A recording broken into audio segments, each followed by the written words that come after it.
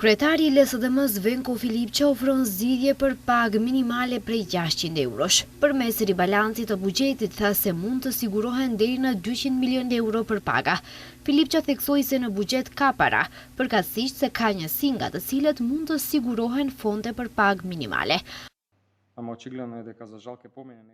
Nuk mund të planifikohen para vetëm për luks, për udhëtime dhe të mos ketë para për nevojat themelore të punëtorëve. Nëse duan, nëse ka dëshirë të vërtet, vullnet, nëse ka ide për të përmbushur nevojat reale të qytetarëve në buxhet ka para. Sipas propozim ligjit që e ka paraqitur LSDM-ja për pagë minimale më të madhe, janë të nevojshme 7.5 miliard denar, gjithsesi 120 milion euro. Ato mund të sigurohen nga disa njësi të buxhetit.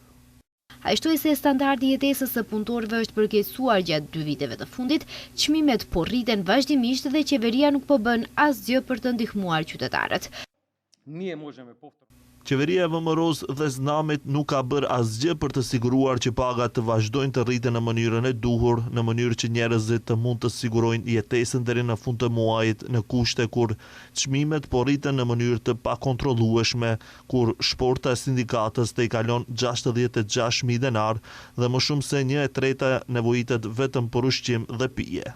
Filipçi theksoi se kërkesa e lidhjes së sindikatave për pagë minimale është e justifikueshme dhe e nevojshme sepse bazohet në nevojat reale të punëtorëve.